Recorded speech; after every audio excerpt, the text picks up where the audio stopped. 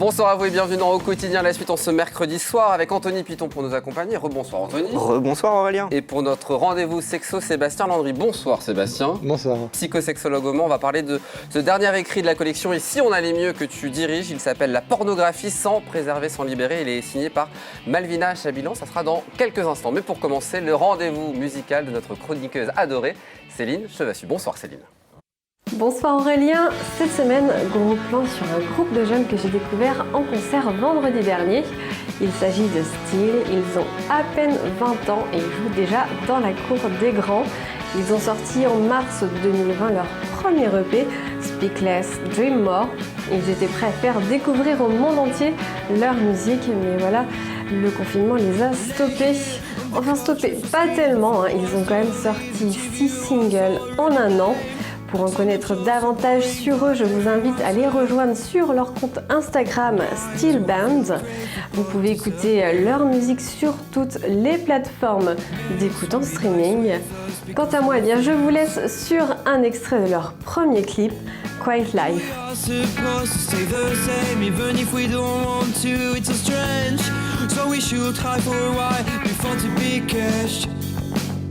And that will happen soon even if you're scared.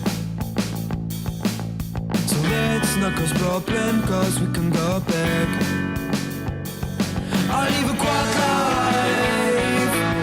Please don't make it hard. I'll live a quiet life. So why should I change? Merci à Céline pour cette belle découverte du groupe Steel. Sébastien, à présent, on va parler avec toi de ce dernier écrit de la collection Et si on allait mieux que tu diriges. Ça s'appelle donc La pornographie sans préserver, sans libérer. Il est signé par Malvina Chabilan. Tu en signes également la préface. Un ouvrage qui décrypte les tenants et les aboutissants de la pornographie.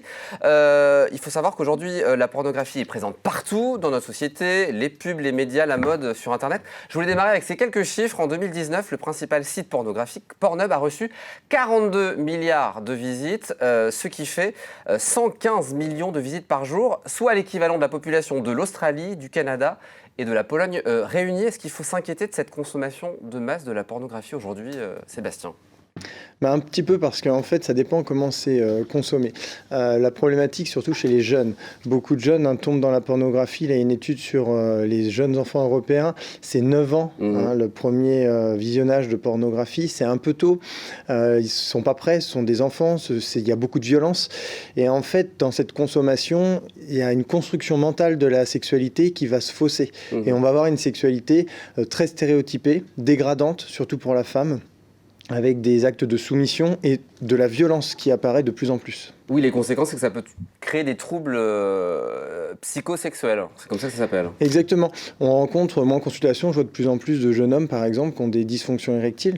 Ils n'ont pas de problème physiologique ou organique, mais ils se mettent la pression par rapport à ce qu'ils voient dans les films pornographiques. Ils veulent refaire la même chose, ils n'y arrivent pas forcément, ou ils sont complexés par la taille des pénis, par exemple, pour les hommes, et les femmes aussi par la façon de faire. Et on veut de plus en plus se plier à cette performance, alors que la sexualité ne devrait pas rimer avec performance. Et tu le dis dans la préface, ça remet en cause les deux piliers principaux de la sexualité, que sont le plaisir et le partage. Ça, c'est important à repréciser. Exactement, et la pornographie, elle nous montre très peu de plaisir, en fait, ou alors une certaine forme de plaisir.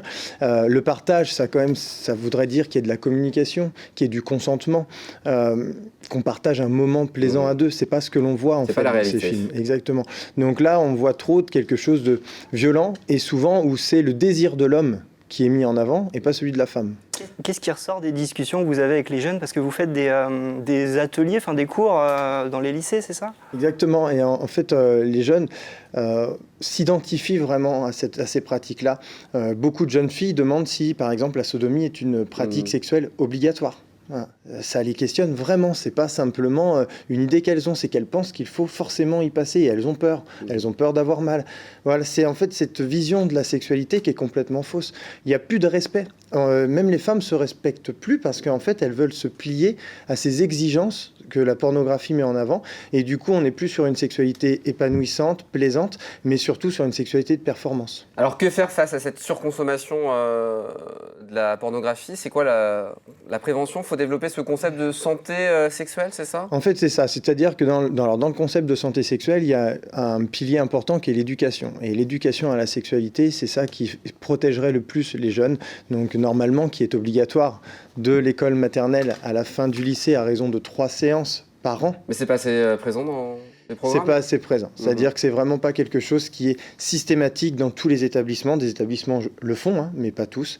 Et le problème, c'est qu'il faut qu'on protège les jeunes en leur expliquant exactement que c'est de la fiction, que c'est fait pour les adultes, qui prennent du recul en fait. C'est pas forcément leur interdire parce qu'ils vont en consommer. Justement, cet ouvrage, c'est un bon moyen pour apporter des conseils, se détacher de l'emprise de la surconsommation de la pornographie? Oui, c'est ça. Malvina, elle a vraiment bien axé sur qu'est-ce que la pornographie. Elle a un petit peu déconstruit tout ça et montré un peu comment on peut s'en détacher, comment on peut essayer de se sevrer, si on veut, hein, dans l'idée. Hein, parce que moi, je rencontre beaucoup de jeunes qui me disent « je ne peux pas me masturber sans un porno ». Ah, ça, c'est questionnant. En fait, ils le peuvent. C'est juste les aider à vraiment diminuer leur pratique et avoir des thérapies si besoin, hein, pour essayer de les préserver un maximum de dangers qui peut être possible. Vous parliez d'un manque d'éducation aujourd'hui. Est-ce que la pornographie remplit ce rôle? En tout cas, est-ce que les jeunes se servent de la pornographie aujourd'hui pour... Les ados, même les plus jeunes, ils ont une question. Ils vont plus voir les adultes. Hein. Ils ont des smartphones très tôt. Hein. Et on le sait, dans les études, on le met en avant. 70% des gens consomment la pornographie sur le smartphone. Donc en fait, même si vous cherchez sur Internet, vous entendez le mot masturbation, un ado, quand entend ce mot-là, qui ne sait pas ce que ça veut dire, il tape masturbation, ça le renvoie sur du porno. Donc il va tomber dessus, même sans le vouloir. Quelques questions rapides pour finir. On va aller voir sur l'écran. Est-ce qu'il y a du bon dans le porno, Sébastien? Bon après, quand c'est fait, quand les adultes ont envie de consommer, quand le couple en a envie, quand ça veut je sais pas, s'exciter plus rapidement, découvrir autre chose, pourquoi pas? Il n'y a pas que du mauvais non plus. La deuxième question, tu viens d'y répondre. Le porno, ça peut être bon pour un couple? Oui. Voilà, ça peut stimuler la libido, le désir sexuel. Troisième question, est-ce que le porno, ça peut être un facteur d'isolement? Oui. Oui, ça peut être un facteur d'isolement parce que beaucoup se renferment. Hein. Chaque seconde, 300 000 personnes sont connectées dans le monde sur un porno. Autre question, si on suspecte son ado de trop consommer des sites porno, qu'est-ce qu'on fait? Il faut pas parfois, on est un peu perdu. Il ne faut pas l'interdire, il faut essayer d'en parler, il faut le rediriger vers des professionnels extérieurs parce que c'est compliqué de parler à ses propres enfants de pornographie et d'essayer de régler le problème parce que c'est intrusif un peu pour eux. Et puis dernière question, faire totalement l'impasse sur le porno, est-ce que c'est la bonne idée, la bonne solution? Si on a envie, pourquoi pas. Hein. L'imaginaire érotique, c'est beaucoup mieux. La fantasmatique, c'est sympa. Les lectures de livres érotiques, on peut imaginer beaucoup de choses. Dès qu'on fait travailler sa tête, c'est beaucoup plus excitant. Hein. On arrive à beaucoup plus de plaisir que le porno. Le porno, ça devient addictif. Le cerveau aime consommer ces images, en fait. Alors que créer, c'est beaucoup plus intéressant pour la tête. Merci beaucoup Sébastien d'être venu sur le plateau. La pornographie sans préserver, sans libérer. Malvina Chabilan. Et si on allait mieux, c'est la collection. InPress, c'est l'éditeur. Si vous voulez vous le procurer, c'est dans toutes les bonnes librairies. Exactement. Et tu reviendras nous parler d'un prochain. Je suis sûr qu'il y en a plein en préparation encore. Oui, il y en a. Merci beaucoup Sébastien. Un point sur ce qui vous attend dans quelques instants à 19h. Nouveau numéro de l'Infiltré avec une nouvelle présentatrice, Fanny Bourdillon, qui vous invite à découvrir 4 événements qui sont déroulés dimanche dernier. Au programme, un événement BD, les puces sartoises au centre des expositions, une expo moto à Montfort-les-Génois et puis l'événement bouquet d'artistes à Ardennais-sur-Meurice. C'est dans quelques instants. Merci beaucoup Sébastien d'être venu. Très bonne soirée Anthony. Bonne soirée. Dans un instant, la suite des programmes. Nous on se donne rendez-vous demain 18h30 pour une nouvelle quotidienne. Oui, on sera là même le 11 novembre. À demain.